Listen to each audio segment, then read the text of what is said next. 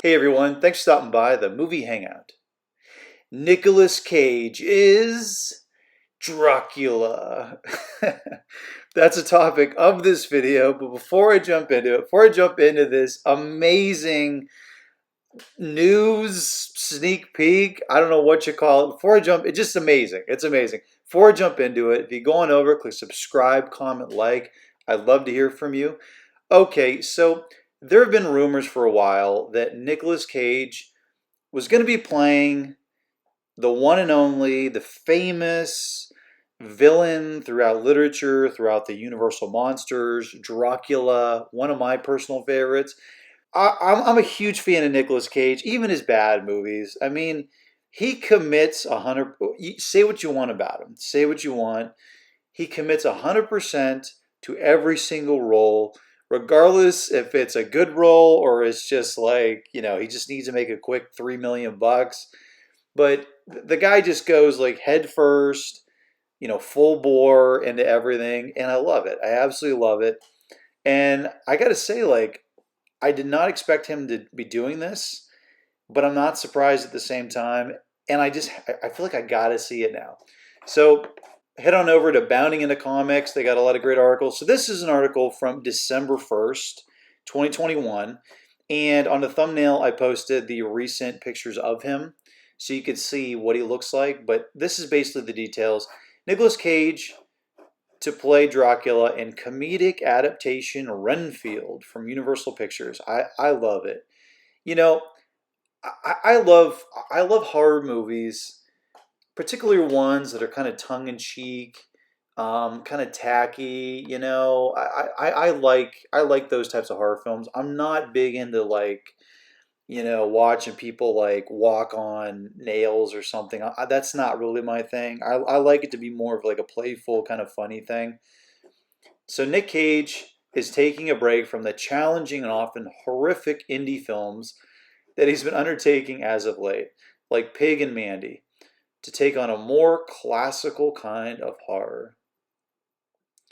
According to the Hollywood Reporter, the Ghost Rider actor will play Dracula opposite Nicholas Hoult, who will appear as his servant in Renfield, the new comedy based on the Bram Stoker's famous tale.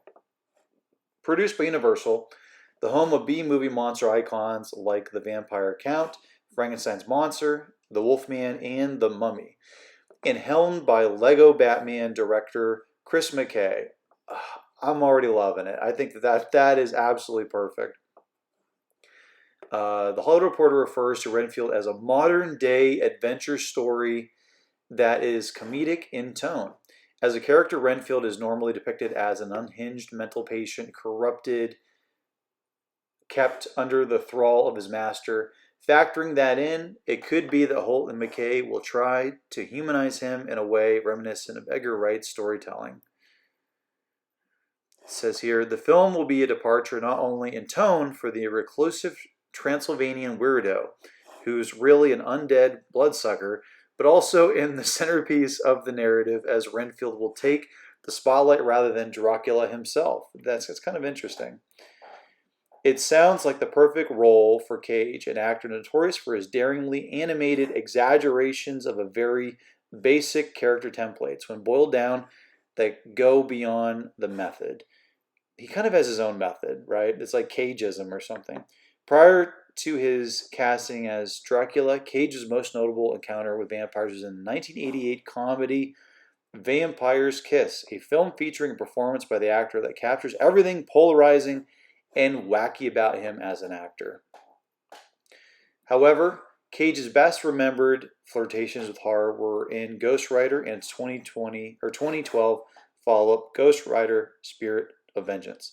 The actor once described the first Rider as a Grimm's fairy tale, while its semi-sequel was a surreal road movie that tapped more into the supernatural elements and insanity of Johnny Blaze's story. Renfield is the latest step in Universal's initiative to modernize and rehabilitate their almost a century-old Gothic horror properties, many of which fell out of favor with the disasters known as Dracula Untold and their failed Dark Universe. I was kind of bummed out they couldn't get that Dark Universe off the ground, but The Mummy was just so unwatchable that, they really couldn't build on top of it. If it had been a big hit, I think it would have been interesting watching Johnny Depp's take on The Invisible Man. That would be pretty cool. This process began in 2020 with the success of Leigh Whannell's Invisible Man reboot and will carry on with Renfield as well as a planned update of The Wolfman starring Ryan Gosling. That'll be interesting. Ryan Gosling as the Wolfman. That's a casting I would not have expected, but he's a great actor, so I think it'd be pretty cool. And then ask, what do you make of Nick Cage's casting? I think it's great. I mean, look at this guy. How do you not like this guy? And what most people don't realize is that Nicolas Cage, his real last name is Coppola. He's actually, I believe, Francis Ford Coppola's nephew, I think. So that's kind of how he got his foot in the door in the business. But there's no doubt that he is super talented. He's fun to watch. He's kind of has an element of danger because you have no idea what he's going to do next. He could smile at you, give you a hug, or he could throw you through a window. You have no idea. I like how they are kind of changing up a little bit the almost 100-year-old stories that Universal did. Just as long as they don't ruin it with like any contemporary like political stuff. As long as they keep kind of the heart and soul of the original, but they cast some really interesting people. I think there's a lot of potential for it. I would be interested since they're gonna have Ryan Gosling as the Wolfman. I think it'd be really interesting if they did a retelling of The Creature from the Black Lagoon and pick, an interesting casting of that. And maybe have some comedic elements as well with that because that is one of my top horror films as well as Dracula. But let me know, what do you think? Do you think that Nick Cage is going to make for a fantastic Dracula, or do you think it's just going to be kind of like ridiculous and dumb? Also, what do you think of Ryan Gosling being cast as the Wolfman? That's an interesting choice. Comment below, let me know. And as always, if you want to get future rants, reviews, or his own content, click subscribe. Later.